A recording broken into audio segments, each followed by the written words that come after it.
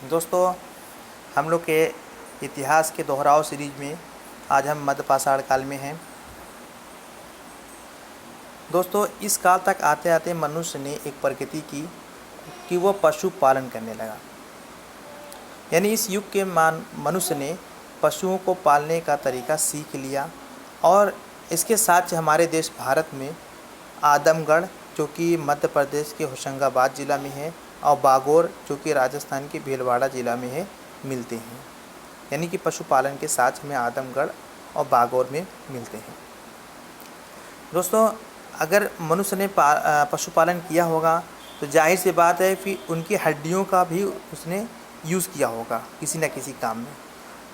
तो हड्डी के उपकरण और आभूषण भी हमको मिलते हैं और इसके साथ हमें मैदहा, सराय नाहर राय और दमदमा नाम की 3 साइट से मिलते हैं और तीनों की तीनों ही साइट उत्तर प्रदेश की हमें प्रतापगढ़ जिले में मिलती हैं।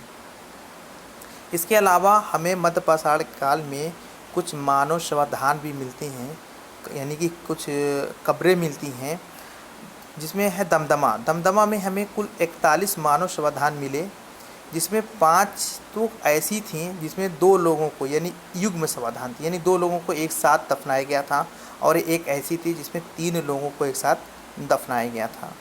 फिर सराय नाहर राय है, उसमें हमें एक ही समाधि में 4 मानव कंकाल मिले। दोस्तों, यहाँ से मैं आपको बताता हूँ, दमदमा में हमें जो शवाधान मिले हैं उसमें सिंगल भी थे, यानी एक एक वाले भी, 5 डबल थे, यानी ये 2-2 वाले भी, 1 ट्रिपल भी, यानी सिंगल, डबल, ट्रिपल, और सराय नाहर में 4, यानी एक आप क्रोनोलॉजी बना सकते हैं कि दमदमा में सिंगल, डबल, ट्रिपल मिले और सराय नाहर में 4 मिले। और एक साइट है लिखिया, जो कि मिर्ज़ापुर में है, उत्तर प्रदेश में ही है मिर्ज़ापुर। वहाँ पे हमें 17 मानव कंकाल शवाधान मिले और ये जो मिर्ज़ापुर है ये उत्तर प्रदेश में पड़ता है और विंध्य पहाड़ी क्षेत्र में आता है। आइए हम इस पर आधारित प्रश्नों को देखते हैं।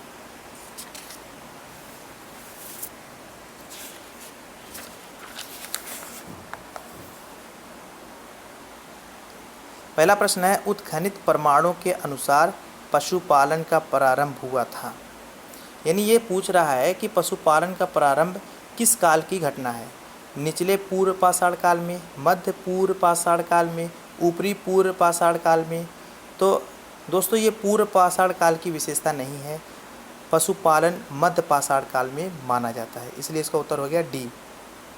निम्नलिखित में से किन स्थानों से मध्य पाषाण काल में पशुपालन के प्रमाण मिलते हैं? औदे, बोरी, बागोर और लखनिया। मैंने आपको पहले बताया था कि बागोर यहाँ पे हमको पशुपालन के साक्ष्य मिले, तो उत्तर हो गया सी।